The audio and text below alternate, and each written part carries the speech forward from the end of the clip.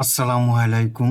প্রিয় সপ্তম শ্রেণীর শিক্ষার্থী বন্ধুরা, তোমাদের সকলকে আমার চ্যানেলে স্বাগতম জানাচ্ছি।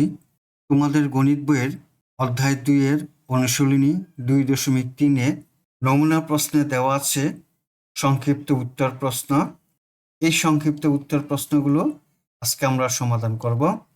বন্ধুরা, তোমরা যারা আমার চ্যানেলটি সাবস্ক্রাইব করনি, তারা সাবস্ক্রাইব করে আমার চ্যানেলের সাথে থেকো। চলো অঙ্কগুলো সমাধান করি। প্রথমেই ক নাম্বার অঙ্কটি সমাধান করি। অমি ও সুমির মধ্যে ৬০ টাকা ভাগ করে দেওয়া হলো। অমি সুমি অপেক্ষা ১২ টাকায় বেশি পেলে তাদের প্রাপ্ত টাকার অনুপাত নির্ণয় করো। অমি সুমির চেয়ে ১২ টাকায় বেশি পেয়েছে। সুমি কত টাকা পেয়েছে তা আমাদের জানা নেই, অতএব সুমির টাকা ধরে নিতে হবে। মনে করি সুমি পেয়েছে ক টাকা। সুমি যদি ক টাকা পায়, তাহলে অমি সুমির চেয়ে ১২ টাকা বেশি পেয়েছে। সুতরাং অমি পেয়েছে ক যোগ ১২ টাকা। এই ৬০ টাকা অমি এবং সুমির মধ্যে ভাগ করে দিতে হবে। আমরা লিখি প্রশ্নমতে সুমির টাকা যোগ অমির টাকা সমান ৬০ টাকা, বা দুইটি ক যোগ করলে হয় 2 ক সমান ৬০। ১২কে বাম পাশ থেকে ডান পাশে নিয়ে আসলাম, বা 2 ক সমান ৬০ থেকে ১২ বিয়োগ দিলে থাকে ৪৮, বা ক সমান ৪৮ ভাগ 2। সুতরাং ক সমান ৪৮কে 2 দিয়ে ভাগ করলে হয় ২৪।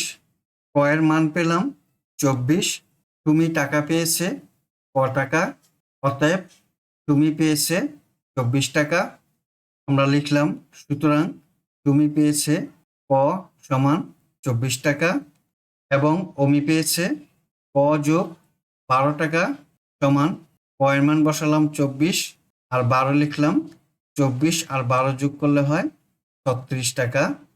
প্রশ্নে বলেছে তাদের প্রাপ্ত টাকার অনুপাত নির্ণয় করতে, অতএব অমি ও সুমির প্রাপ্ত টাকার অনুপাত হলো অমির ৩৬ টাকা এবং সুমির ২৪ টাকা। এখন এই অনুপাতকে লঘিষ্ঠ আকারে প্রকাশ করব। তাহলে ৩৬ এবং ২৪কে ১২ দিয়ে ভাগ যায়। ৩ × ৩৬, ১২ দুগুণে ২৪ সমান ৩:২। তাহলে অমি ও সুমির প্রাপ্ত টাকার অনুপাত পেলাম ৩:২। উত্তর: অমি ও সুমির প্রাপ্ত টাকার অনুপাত ৩:২। খ নম্বর অঙ্কটি সমাধান করি। ক্রমিক সমানুপাতে থাকা ৪ জন লোকের ৩ জনের বয়স ১১ বছর, ১৬ বছর, ২২ বছর হলে চতুর্থ জনের বয়স কত বছর তা নির্ণয় করো। এখানে ৪ জনের মধ্যে ৩ জনের বয়স দেওয়া আছে, আর চতুর্থ জনের বয়স কত তা আমাদের নির্ণয় করতে হবে।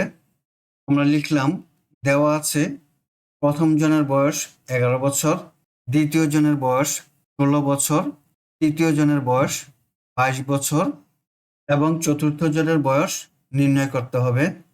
আমরা জানি প্রথম রাশি গুণন চতুর্থ রাশি সমান দ্বিতীয় রাশি গুণন তৃতীয় রাশি। এই সূত্রটি আমরা পূর্বে পড়েছি, তারপরে দেখাই কিভাবে এই সূত্রটি আসলো।